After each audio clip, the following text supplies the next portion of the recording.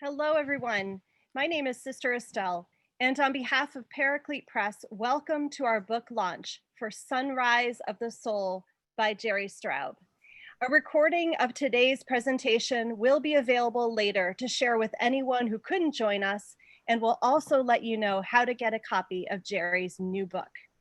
There will be a time for questions at the end of this hour, so please feel free to use your Q&A button that's found at the bottom of your screen to post any questions, and we will get to those. If you'd like to keep your chat bar open, we will post some links for you there as well. Sunrise of the Soul, Meditations on Prayerful Stillness, Silence, Solitude, and Service in the Spirit of St. Francis is the fruit of the last 24 years of an unexpected new life and journey of transformation. Gerry went from the glamour of Hollywood, where he produced network television dramas, to a crowded slum in Haiti, where he operates a home of hope and healing for abandoned kids. After more than 4 years of intense work in Haiti, Gerry began to commit himself to the rejuvenating power of authentic solitude in order to turn his attention to his own inner spiritual poverty. In the silent pre-dawn darkness of each Haitian morning, he waits, reflects, and prays. This book emerged slowly from those many lonely hours of silence. Gerard Stroub is a documentary filmmaker and the founder and president of Pax et Bonum Communications, which produces films focused on the plight of the poor. The goal of his ministry is to put the power of film at the service of the poor. He has written and directed 23 documentary films in poverty-stricken nations all over the world. His work was featured in articles in the New York Times and the Los Angeles Times, as well as PBS and Religion and Ethics Weekly.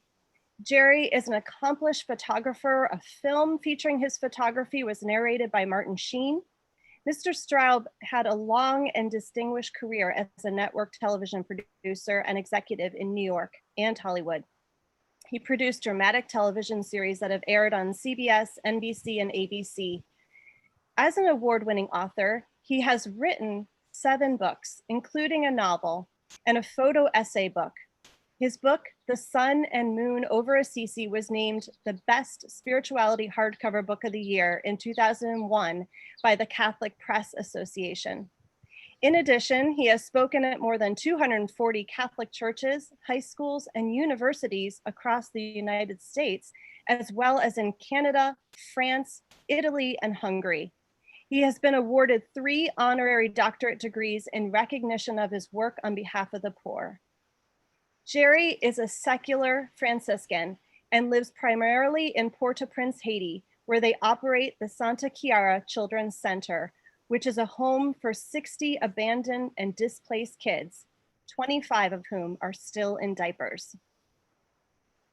We are delighted today to be joined by Gerry's good friend and spiritual mentor, Father Dumarsais. Father André Dumarsais Pierre-Louis was born in Haiti, where he graduated high school and college. In 1996, he emigrated to the US and was ordained a Catholic priest in 2001 for the Diocese of Palm Beach in Florida. Father Dumarsais is currently serving the parish community of St. Elizabeth Ann Seton Parish in Port St. Lucie, Florida. Thank you so much for being with us today, Gerry and Father Dumarsais. And before we begin our conversation, we'd like to take a few minutes to play a short video for you highlighting Gerry's journey. My name is Gerry Straub. For many years, I earned my living producing network television shows. I worked at all 3 networks in Hollywood and New York. I had power, prestige, and money, but I wasn't happy. Something was missing. It took me many years of searching to realize God was missing. After a dramatic conversion experience in an empty church in Rome in 1995, I went from being an atheist to a committed follower of Christ. I picked St. Francis of Assisi to teach me how to be a Christian. I became so intrigued by the life of the saint, I walked away from my showbiz life and spent 5 years writing in obscurity on the life of St. Francis. I spent many months in Italy, visiting all the places St. Francis loved. The book I wrote won 3 prestigious awards from the National Catholic Press Association, including the Best Spirituality Hardcover Book of the Year. But that was just the beginning. I wanted to follow St. Francis into the bloated belly of poverty. I spent the next 15 years making documentary films in the worst slums on earth. The films highlighted people living the self-emptying love of Christ. The films were not made for profit. They were made to generate funds for ministries devoted to serving the poor. I showed the films at Catholic churches and schools across the United States and in Europe. Over the years, I wrote 4 more books on Franciscan spirituality, mysticism, compassion, and prayer. In 2015, I felt God calling me to put down the cameras, to stop filming the poor, and to actually go live among the poor. Since 2015, I've essentially lived on the periphery of a slum in Haiti, where I operate a home for 60 abandoned kids. The home is called the Santa Chiara Children's Center. I attend daily mass at the Missionaries of Charity. The regional superior had read my 2 books on St. Francis, and she invited me to give a 2-day retreat to the sisters gathered from all over Haiti and the Caribbean. After agreeing to do it, I was petrified. What do I say to a group of amazing women who have given their lives to prayer and caring for the poor? For more than 2 months, I made notes based on my personal meditations and a few unpublished books. I titled the retreat, The Sunrise of the Soul. It was so well received, I had the idea to expand it into a book. The book has many stories about the kids I served.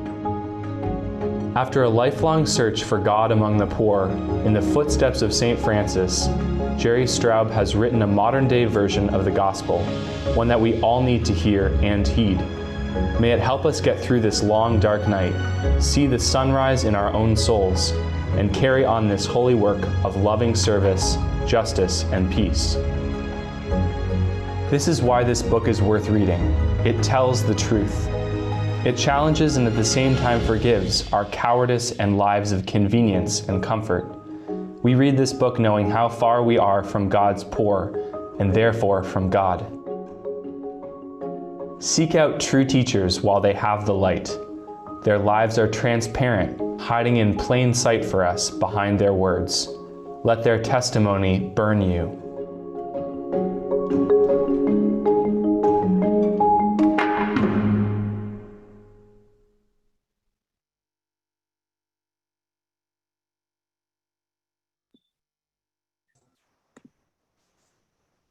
So that just gives you a little flavor for the journey, the miraculous and amazing journey that Gerry's been on for these last 24 years, and the fruit of that in Sunrise of the Soul. And we're really, really proud to be publishing this at Paraclete Press. And now over to you, Father Dumarsais and Gerry. Good evening, all. If we can begin with a little bit of prayer. Heavenly Father, we ask you to pour your blessing upon Gerry, your servant, who is called to serve you among the poor in Haiti. We ask you to bless his ministry and also bless everyone who has helped him to carry on this ministry. We ask you to pour your blessing upon Paraclete Press staff for all they do to bring food to the mind and the hearts of the people. And we ask you this in the name of your Son, Jesus, who is our Lord, forever and ever. Amen. In the name of God the Father, and of the Son, and of the Holy Spirit. Amen. Gerry, we call you Gerry, since I've met you in Port-au-Prince, Haiti, at the airport, and you have been an inspiration for me personally. And I would like you to share with everyone, to tell them a little bit of who are you, your background, and who is Gerry? Father Dumas say you're supposed to be my friend. That means you give me a very easy question, not a hard one like who am I? I tell you, I woke up tired this morning, but after listening to Sister Estelle's introduction and watching that video, it's no wonder I'm exhausted. And when I hear her speak, when I watch the video, it's like I don't realize they're really talking about me, because what I'm doing seems just normal. It seems what we're supposed to be doing. I guess you want to know how this kind of started. I worked at all three television networks, and at the end of the first 10 or 11 years, I was in the executive side of things and moved over to the creative side, where I was producing network television shows on all three networks. And so I made a lot of money, had a lot of power and prestige, but there seemed to be something missing. At the time, I didn't know what was really missing in my life was God. And I was surrounded by people, stars. I mean, a young Alec Baldwin was on one of my soap operas, a young Demi Moore. And everyone had so much, and yet no one really seemed to be happy. When one of the shows was canceled, NBC offered me another show, and I decided that I wanted to search what happened to a little boy who had a dream of being a missionary priest and actually entered a minor seminary, but didn't work out so well. And how did I wind up in Hollywood? And I distinctly remember one time at Rockefeller Center, NBC, had a corner office looking out over the ice skating rink. And in the morning, I had to watch the show we recorded the day before, because they edited it overnight. And I watched it, and when my name came up on the end credits, I just thought to myself, who would watch this crap? I mean, it just seemed like, what was it? It was really nothing. It was just a vehicle to distribute the commercials. It was all about the commercials. It was all about creating needs we don't actually have. And so I turned down the job, and the video makes it sound like I go from the glamour of Hollywood to the slums of Haiti. It's not. It takes longer than that. Nothing happens in an instant.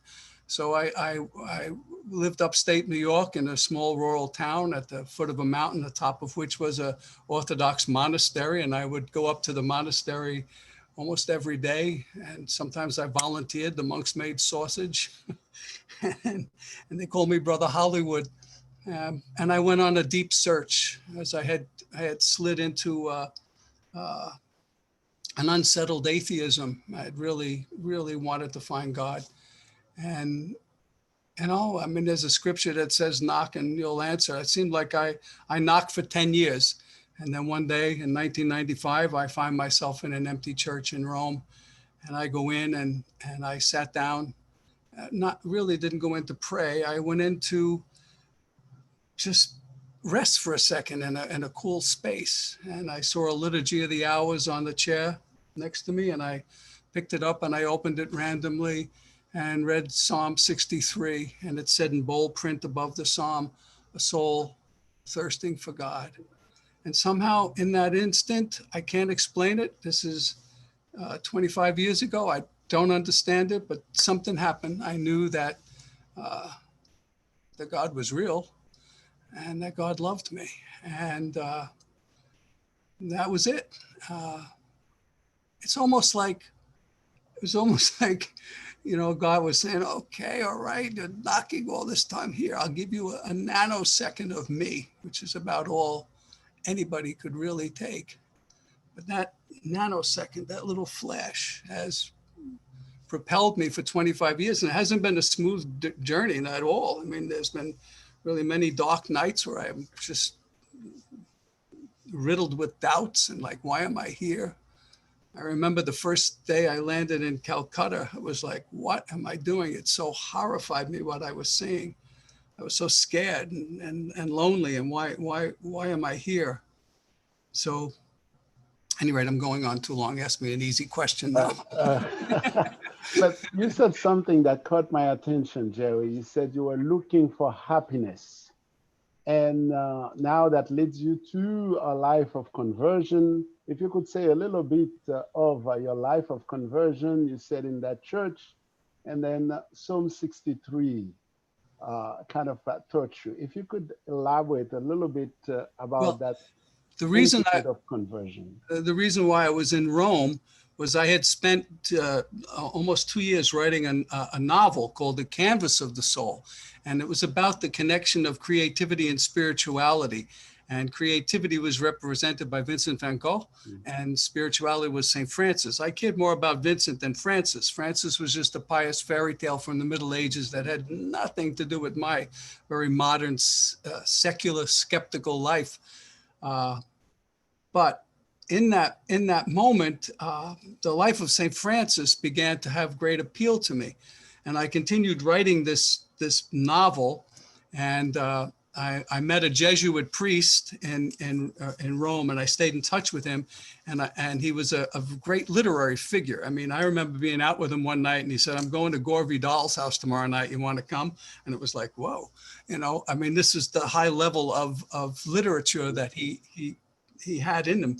And I sent him my book and a manuscript, and he wrote back, and for 9 pages, he cut the book to pieces like only a Jesuit could. This is the worst. He said, "This is terrible. It's terrible. It's terrible." And at the bottom of the 9th page, it said, however, and you turn over to page 10, "The writing on St. Francis is the best I've ever read." He said, "Throw this novel out and write a book about St. Francis." And I remember reading his letter in Hollywood and thinking, "Whoa, what is he talking about? Me? I'm just, I'm just like a baby coming back to the church. How could I write a book about St. Francis?" And people that knew me, friends, they just thought I'd lost my mind because I went off and spent 5 years writing about St. Francis. And I don't think there's anyone, first off, there's in all of human history, more books have been written about St. Francis than any other person. So I took my model to be someone who is incredibly radical and in the moment, and try to, see if I could emulate that. And the real turning point was the Minister General of the entire Franciscan Order read the book and wrote me a letter and invited me to meet with him in Rome, and I did. And I told him that I could understand St. Francis's, love of the poor, but Francis embraced poverty itself. And I said, "I don't really get it. I've written about it, but I don't quite understand it. I mean, we need money. How could you, but I want to understand." And I told him, and I used these terms. I said, "I want to go into the bloated belly of poverty, and just see, I wanted to meet people who were living the self-emptying love of Christ." And all the people and he blesses this crazy plan. And I visited like 39 cities in a year and a half, all in terrible, terrible places. And, I came to really enter more deeply into the life of St. Francis, and started making these films to explore poverty. And the whole point was not to, I wasn't looking to get them on TV or to be box office films. They were meant to help people. And they did. And the process of making these films, over 20 of them in different places, each place I went, I learned something about how a person ministers to the poor. Even now in Santa Chiara in Haiti, I'll think, Dr. Tony in Peru, he did this. And Father Francis in Philadelphia, this is how he handled this. And so without realizing it, I was getting a complete education and learning how you know, how to let go of everything. And that was the lesson of St. Francis, was that when he had nothing, then he had to rely on God for everything. So. It seems like St. Francis has adopted you as a spiritual directee and has guided you throughout your life. But again, I'm trying to balance the looking for happiness, which we have in the heart of every person. Why Haiti? Because people usually try to leave Haiti. Why are you going back to Haiti? Why Haiti? I'm going back on Thursday morning, and I cannot wait. I cannot wait, even though my last trip, because of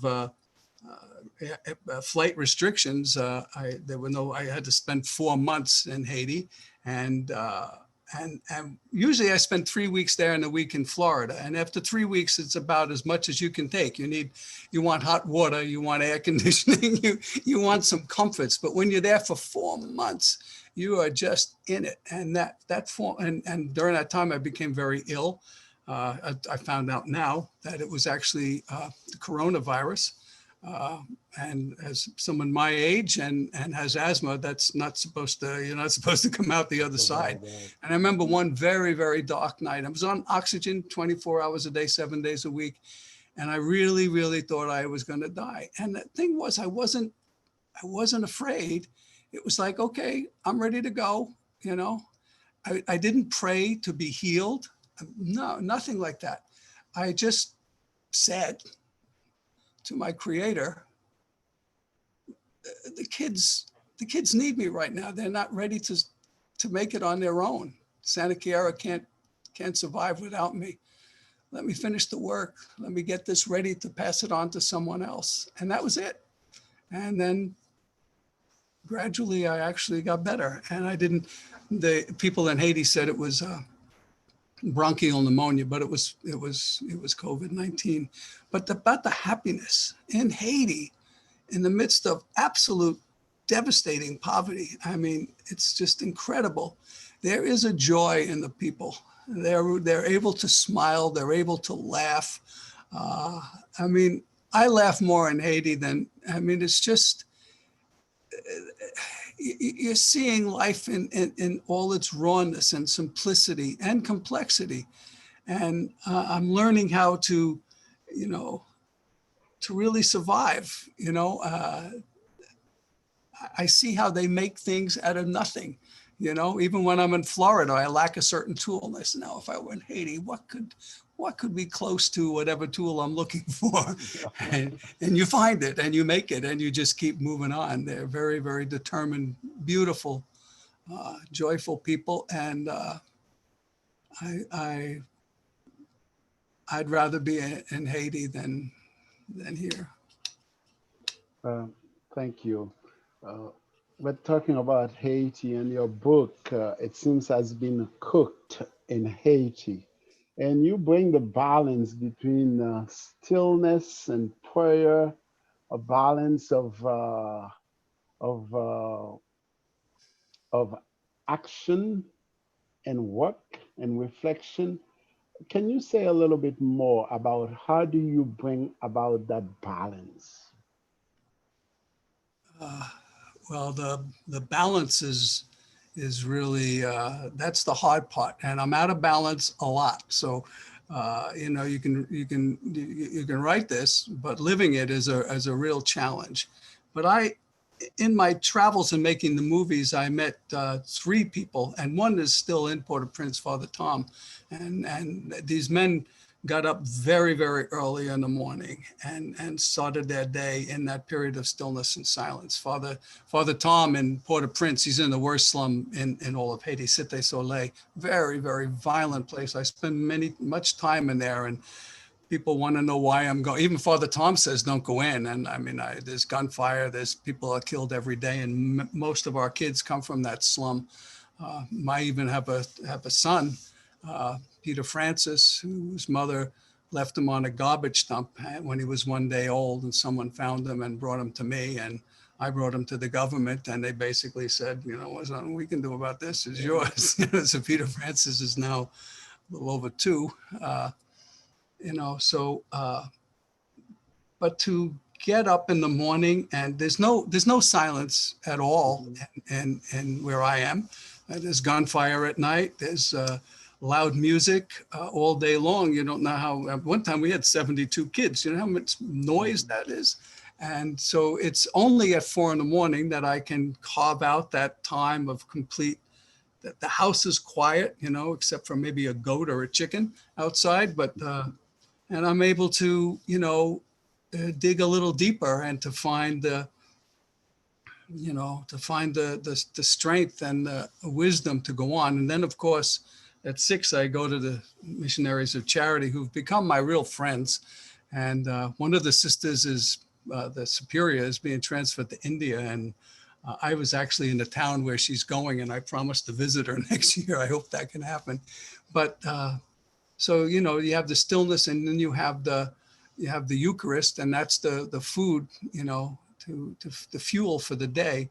But nonetheless, you know, I can be home for 20 minutes, and when I drive in, you know, I get out of the car, it's like all these little toddlers come all but knocking me over, and but within 20 minutes or a half hour or something, you know, somebody's going to do something so outrageous that you know, like I get really angry, and then I have to, like, you know, kind of settle down. And when I feel myself, you know, getting too annoyed or too upset about things, I have to just go into my office and close the door and just breathe deeply and try to refocus on you know, why I'm there, really. And I don't really think of myself as any kind of a missionary. I'm not looking to convert anyone or anything. I'm just there to feed these kids, to help them, to give them a place where they can be safe and get the medical treatment they need. Some of our kids have had surgeries, and we cover all those costs, but just a place for them to be kids, that they can, you know, be safe outside our walls. It's is a bit crazy. Yeah. But there are so many areas I would like to go with you. But first, let's stay with your book, because you wrote so beautifully. Solitude gives us the time and grace for the difficult work of self-examination. Can you tell us just a little bit, because it seems like you are living in a crazy life with 69 kids, 24 of them in diapers, and but you find a way to carve 2 hours in the morning and to go to mass regularly and to be fed by God, and at the same time, can you tell us more, because we are craving for something like that? Well, we live in a society that is media saturated. We have information coming at us as we're being bombarded with stuff, and you know, people crave entertainment. They're doing everything they can to escape the realities of life, and so you know, it took me years. Sometimes I would learn about silence, but when I get in the car, to not turn on the radio, you know, to just have some quiet, you know. Sometimes when I'm in the States, I'll put on you know, a news station or something, but I mute it, you know, and I might have, you know, some Gregorian chant playing softly in the background, anything to take us. Some long time ago, I wrote something that said that television was a weapon of mass distraction. You know, it's just to distract us from, you know, the real stuff we're looking for. You know, Sister Estelle, who's really wonderful. I'm very happy to have met her through this book.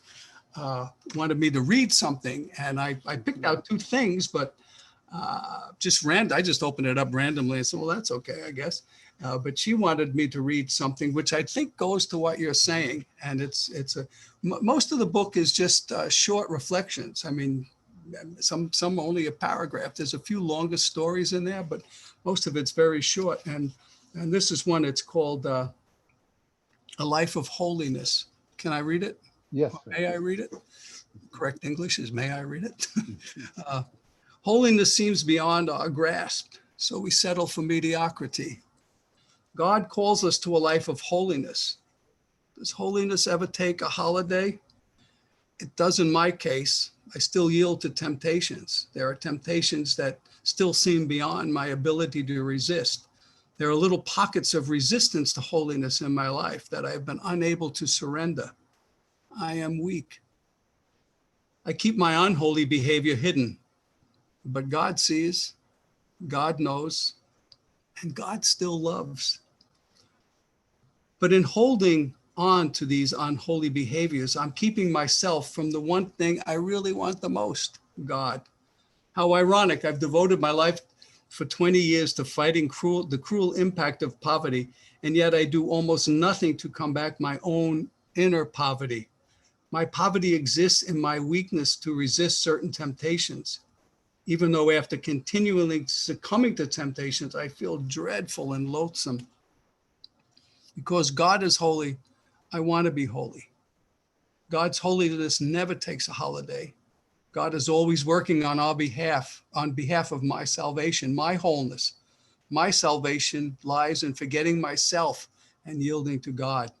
Even when I resist God, God's grace to overcome temptation, God does not look at my rejection, but at my heart, which truly wants to beat with love.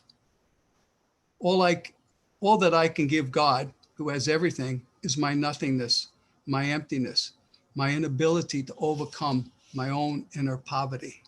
So I don't want anyone to get this idea that, you do all this stuff and you write books and you've made all these films that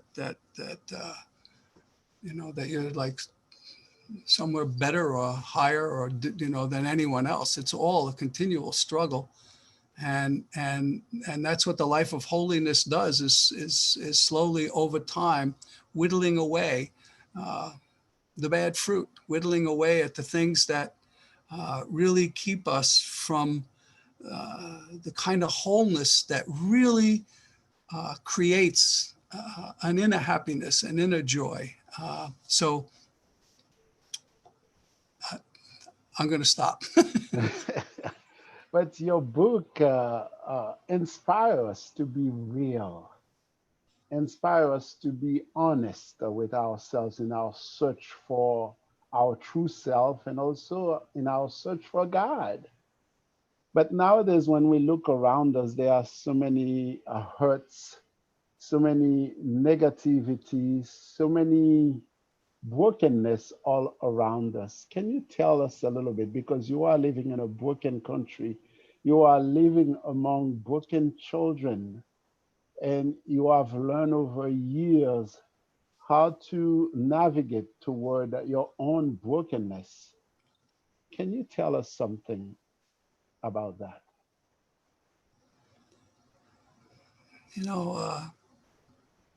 When I was making all these films, I saw unimaginable suffering, even in Haiti. I saw amputations being performed after the earthquake without anesthesia. Dead bodies all over the place.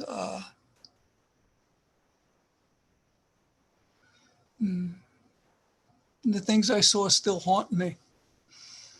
And people would sometimes say, well, how can you do this? How do you do this? And all I can say is that if God gives you something to do, God gives you the grace to do it. I fail every day in countless ways at being as loving and compassionate as I want. But as soon as I snap at someone, even if they really did something outrageously wrong, you're pulled back and you say, how can you deal with this issue in a kinder way, in a more compassionate way? How would Christ handle that? And so it's not something that it's not just some technique you can learn to do it. It's about continually surrendering yourself, your own will. Listen, there are days, I once said to the sisters, the missionaries of charity, my God, they're just like, I'm always there early. I sometimes get there at 10 after 6, and they're in the chapel and they're singing and praying. And it's just, I mean, and I once said during, I gave a series of retreats there. And so I said, do you ever, like say, well, I'm not getting up, I'm staying in bed. Do you ever want to just like walk away from that? And I could tell that there were days that they have to, because there are days, I want to be anywhere but Haiti. I even during this last 4 months in Haiti, I said, oh, God, I would do anything to get on a plane to Italy, But I know that that's not going to get me where I really want to go. And where I really want to go is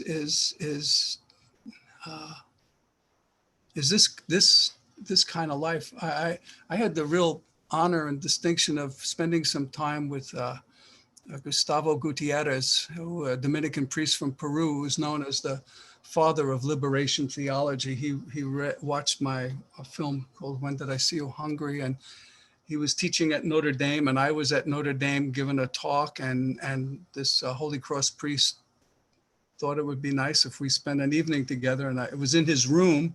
And what I remember the most about it is he had the heat up to like 100 degrees. I know it was cold in Notre Dame, but my God.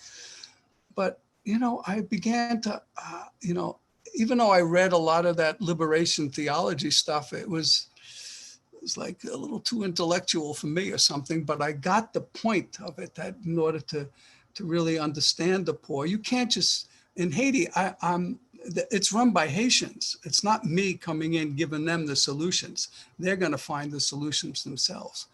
But until you really enter into the life of the poor, you can't possibly understand.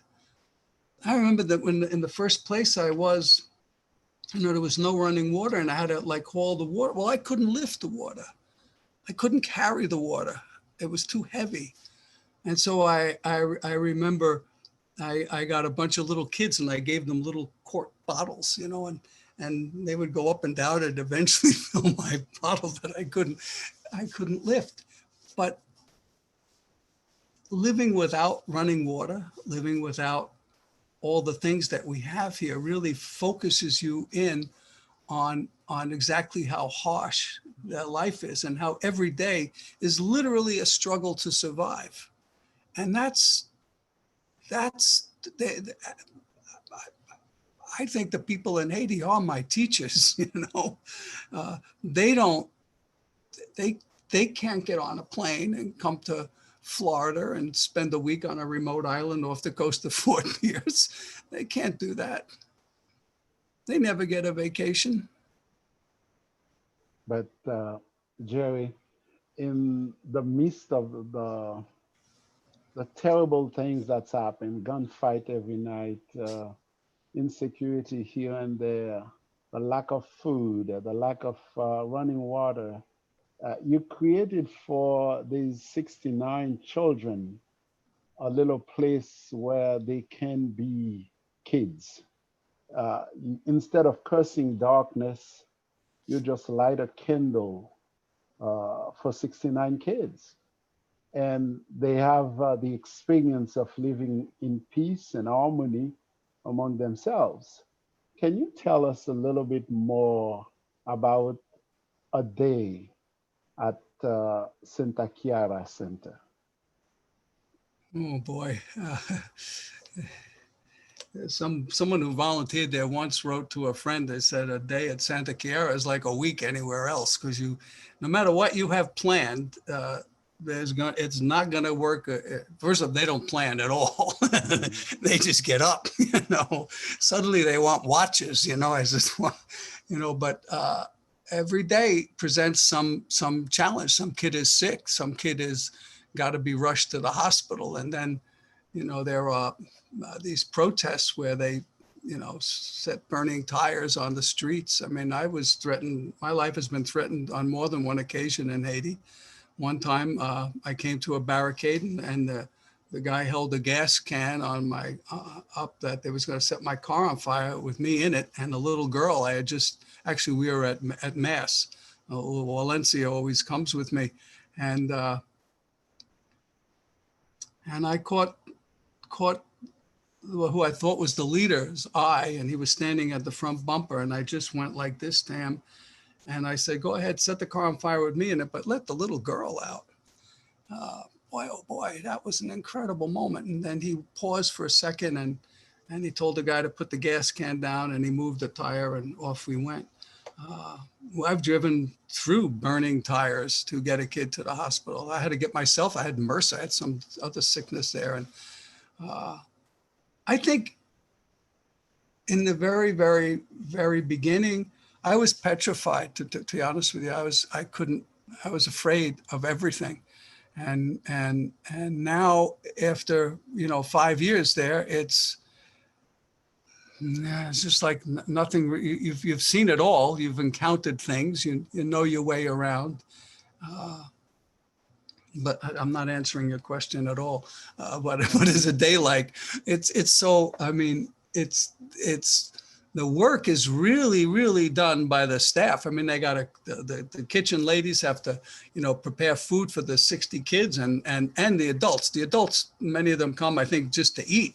I mean, they have no food. So we feed everybody, and then people come needing help. Most people have no electricity, so we're like charging phones all day long. From people in our neighborhood. So every day, and we have a little school because most of our kids can't read or write. They've never been to school. And even when they're like 8, 9, and 10 years old, so they can't even get into public school.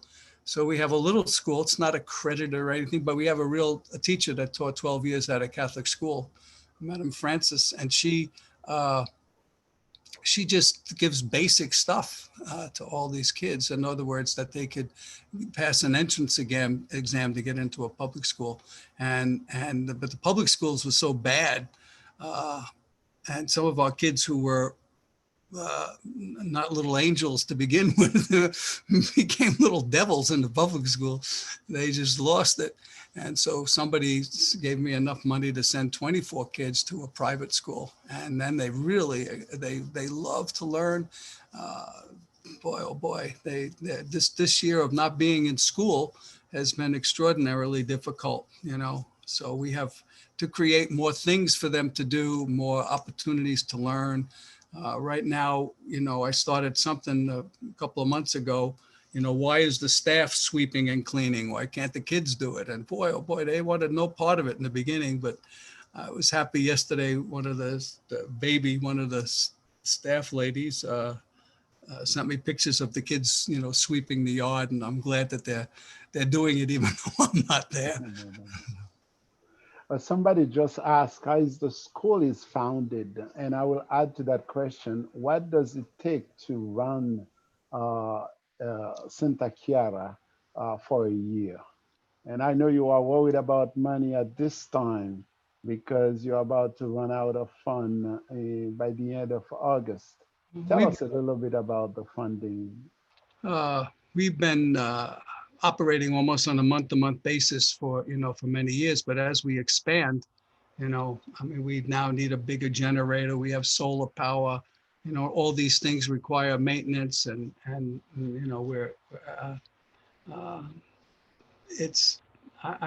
I once gave a talk in Texas, Fort Worth, I think, and it was a Presbyterian church. And afterwards, someone asked about, like budget things, and I was just like so tired. I really didn't want to like talk about what it costs to do this, and I said, well, all I could tell you is that it was like the beginning of November. I said, we don't have enough money to make it through December. And afterwards, there was a line of people wanted to talk to me, and then finally this guy comes up to me as a tall Texan, and he said, what do you need to run the school to the end of to get to the end of the year? And I paused for a second and I said, $20,000. And he said, okay, I'll write a check for you now. And then I said, did I say 20 or 30,000? But that's the kind of thing that happens. It's just like, you rely that Sister Immacula, the superior at the Missionaries of Charity, is saying, Gerry, God will provide, don't worry. I said, well, don't worry. I mean, there's 72 kids. I'm going to trust that the money's going to come. But right now we're in a particular hard spot because we had two major donors who have, I'm not sure that the money's going to be coming anymore. They're elderly and one is very sick. And so, you know, in the beginning, it cost about $180,000 a year to run, and now it costs about $350,000. I'm able, just through small donations, there's about 180 people who read my journal every day, and many of the things in this book are from my journals. I can probably raise about 150,000. We have one wonderful board member who works very hard at trying to get grants. This year we got a grant of $35,000 from an order of sisters in Ohio somewhere, and a Hollywood-based foundation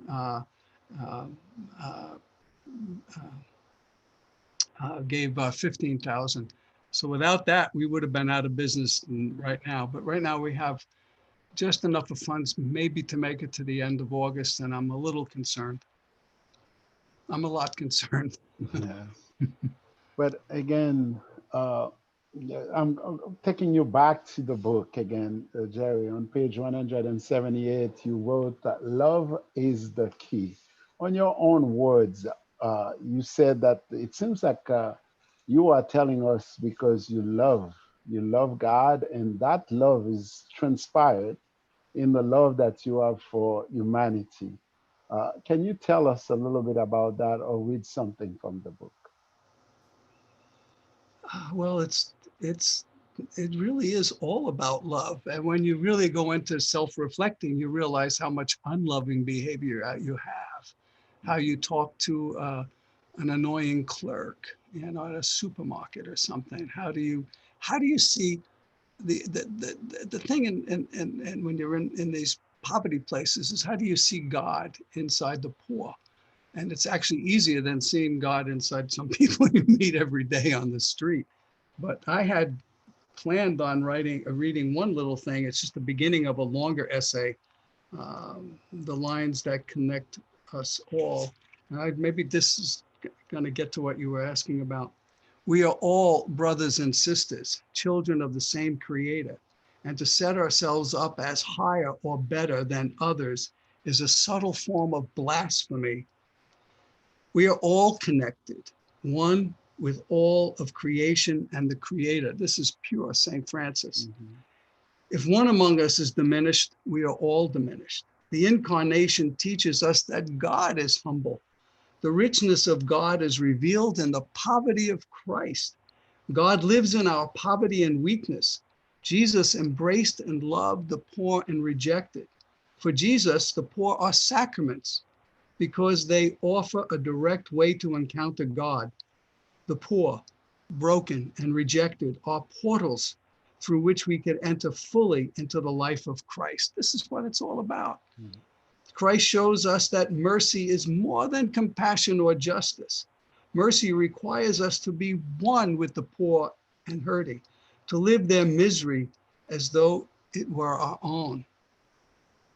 In Christ, we see a God so generous, he gives himself away out of love. Christ moved beyond justice to generosity. That's what we're called to do. We're called to give ourselves away. You know, it's the self-emptying love of Christ.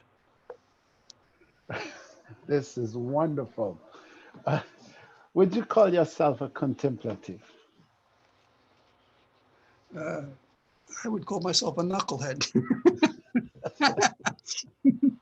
I don't know. I don't know. I mean, I don't know. Yeah, I guess. I mean, I need quiet time. I think part of me at one time, I think I could have been a monk, but then again, you know, probably not. You know, I think we're all somehow, I'm drawn to, at least, and I know my friend Jonathan is, we see images of you know, of the monks and their prayer, and it looks so appealing. But you know, for me, I once, thanks to Jonathan, I spent a week in Thomas Merton's hermitage, And for me now, my hermitage is compassion. So, you know, you need a little bit of time to come back and nurture yourself. And that's really my problem. I'm not taking care of myself, even physically. I've got scabies. Well, it took me 6 months to figure out about I'm bleeding all over, you know, from scratching these little mites that get in your skin. And I neglected it. I just scratched, you know. I need to take care of myself. We all need to take care of ourselves. And the best medicine is stillness and silence, to sit and reflect, to look at your life. I think many people are finding that, you know, this, you know, being stuck in the same place, thanks to the social distancing and the coronavirus, is, you know, maybe a little time for more reflection and not being out. But, you know, people are incredibly eager to get out and race to the, you know, bars and restaurants, and they want their sports back. They want all the things that are, you know, part of life. But the real life is giving yourself away. I am more fulfilled and more happy than I've ever been in my life by being in Haiti. Gerry, it's been a privilege to spend some time with you and asking you questions, but we know there are more people out there who would like to ask some questions. I need to say one thing about you, okay? Father Dumas, I met at an airport, and he started talking to me because he was trying to get away. He doesn't want to talk when he's traveling. I don't want to talk. And he asked me what I did or something. And I said, well, what do you do? And he said, well, I'm a Catholic priest. And I said, whoa, what? And then boom, off we were. And now I go to his home frequently, and he cooks. And he has this nice living, you know, dining room. It's got air conditioning, it's got everything nice. We can put the little plates down on the table and we could eat. But no, we go out in the yard and we sit on a chair with the food on our lap and a little teeny table with the salad dressing and all this stuff. And why do we do that? Because it makes us feel like we're in Haiti. So it's been a real, I needed a friend. I had no one in Haiti, and you know, Father Dumas understands what I go through. And when Sister Estelle asked him if he was comfortable with this, he said, well, it's just me and Gerry in the backyard talking to each other. So that's what it's been like. So thanks for making this real. Okay, you got questions, I think. Sister Estelle's it's to go. Gerry, we do. Thank you so much for sharing too. It's been wonderful. And we've got lots of wonderful comments from people thanking you. Karen Nobile says, in addition to your daily prayers, do you pray with the children every day? And what is the connection between poverty and prayer? Well, I do not, because I do not pray with the children every day because I don't speak Creole.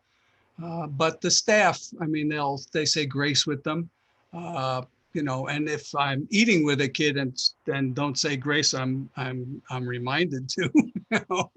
And so, but no, I don't have any real formal time of prayer with the kids. But there's a big language barrier. There's only two people, one person, Billy, who really speaks English. So that's, and I have one other friend there that's learning English, and so. The language barrier is pretty strong. I know a lot of words in Creole. I mean, I could tell the kid to shut up and sit down and stuff, but you know, articles of clothes and things. I mean, I know a lot of words, but I can't really communicate, but you would need to pray with them. Thank you. Cheryl Sira is saying, what is the favorite chapter of your new book? Oh, I don't know. I mean, there's really no chapters. I think I have to look at it. There's this, oops, I think we're. Yeah, we put up the book so people could see what the cover looks like.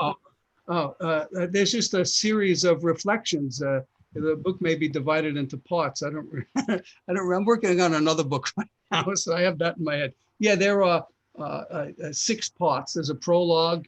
It's called My Busy, Noisy Life. And then part 1, An Empty Church in Rome, describes what happened. And then part 2 is Solitude Reflections on Prayer and Service. And then there's a part on contemplative prayer. And I think what I would probably like, now that I look at this, is part 4. It's called The Spirit of St. Francis. And then part 5 is Feeding with Jesus. I really like that. And part 6 is just a series of prayers I wrote. And then there's an epilogue. So. Great, thank you. Gerry, Ray Glennon, a good friend of ours, says, thank you for your wonderful service and example. I'm a secular Franciscan candidate. Which book of yours contains the story of St. Francis that the Minister General was so positive about? Already purchased this book. That's the first book, The Sun and Moon over Assisi, which is now out of print, but it was renewed 2 years ago. I forgot the name of the company. It's in Phoenix, Arizona, but you can do a search for that. And then the most recent is called The Loneliness and Longing of St. Francis, which is much shorter. Sun and Moon over Assisi is like 600 pages long. So The Loneliness and Longing of St. Francis is really very simplified, and it's still in print by, I think, 23rd publications. Thank you.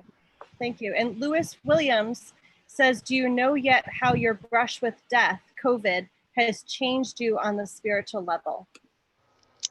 Well, I knew I was really sick, but I didn't learn until yesterday. My internist here, dealing with another minor issue, ordered some blood tests, and he threw in this antibody test, and I got the results yesterday, and in fact was COVID-19. So I feel like on one level that I really, dodged the bullet. I did some unorthodox things. I was on I took a medication through a nebulizer that I knew about. And now there's some research is saying that this is a very effective thing. So, I think now I'm just feeling like I was spared. I mean, I don't know. It's impacting me. I just haven't, it's just all too new. It's just like one day. I didn't even know if I should tell anybody, and I don't even know exactly what it means. The immunity thing, that you can't get it again. There's a lot of unknowns with coronavirus. Gerry, and Father Dumarsais, Jessica Brown says, wow, this webinar has been truly, truly amazing. So full of God's love and goodness. Thank you so much. The questions from Father Dumarsais have been wonderful, and Gerry is deeply inspiring to listen to. That's encouraging. And I would say the book is so, so, so inspiring and really worth picking up a copy.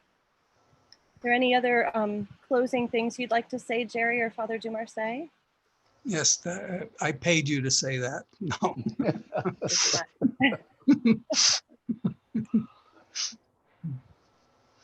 Thank you. No, I think it's when I was writing this, I wasn't thinking about publication. I just was just pouring out. Initially, it began like, what do I say to the sisters? And when the sisters found it so moving, then I thought, well, maybe there's more here. It's very hard for me to evaluate these things for myself, because I'm not writing with an eye to be published. I'm just writing, because writing is one of my forms of prayer. I need it. I need it. I understand that. So I'm just grateful that Paraclete took it and is doing such a really, no one's ever done a launch video. It was pretty amazing. Thank you. You're welcome. Thank you. And just so people know, we will have this video from this webinar available on paracletepress.com for the next 2 weeks, and we'll also have it available on the Paraclete Press YouTube channel. We've had some people writing in on the chat bar asking about that and if they can share it. So please do. We'd love for you to share that. Thank you. Here's one last question from Therese Cohen. She's saying, how do we donate, Gerry? Thanks for the opportunity to have a good cause to donate to. How can they donate?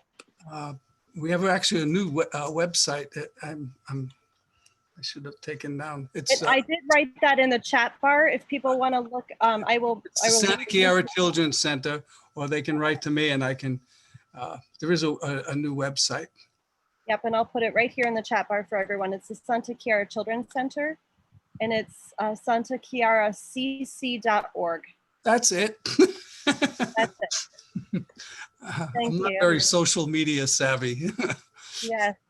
And the proceeds, Gerry is donating the proceeds from his book to the center in Haiti. So thank you very much. And if you are interested in a bulk purchase of the book, please feel free to get in touch with me. We'd be happy to do that for you at a discounted price. Well, thank you so much. Thank you for being with us today, Father Dumarsais and Gerry. I hope everyone who joined us feels inspired by your words and actions. And thank you to everyone who joined us today. So Gerry's book, Sunrise of the Soul, is available for purchase now on our website. That's ahead of the Amazon date, www.paracletepress.com. And if you use the coupon code Sunrise20, you'll receive 20% off on the book. So for anyone interested in social justice or concerned about ending poverty or want to combine contemplation with service, then this book is for you. And please consider gifting his book to friends and family. Your generosity will really help support Gerry and the Santa Chiara Children's Center in Haiti, as well as Paraclete Press in our ongoing work at this time. Our prayers are with all of you for health and safety, and we hope you'll join us for more of these times together with our authors. Also, if you're interested, on Friday, July 24th, from 9 a.m. to 3 p.m., Father Ron Rolheiser will be leading a retreat with us called Spiritual Principles from the Well of Christian Mysticism. Father Ron is a Catholic priest, an internationally known community builder and speaker, and among the most popular spiritual writers today. His retreats and workshops have inspired thousands. We hope you can join us. You can register through the link provided on our website under upcoming online events or through the Eventbrite website. And that's paracletepress.com. Thank you all and God bless you. And we're going to close. Father Dumarsais is going to close with a blessing for us. Heavenly Father, at this time, we ask you to pour your blessing upon all who are contaminated by this virus. We ask you on the feast of St. Catherine to pour your blessing upon each and every family who actually was suffering from this scourge. We ask you to bless the ministries involved. We ask you to bless the children of Santa Chiara. And we ask you also to give us the strength, the courage we need to end poverty and to bring about your kingdom of love and peace in the name of God, the Father, the Son, and the Holy Spirit. Amen. Amen. Thank you so much. God bless you all.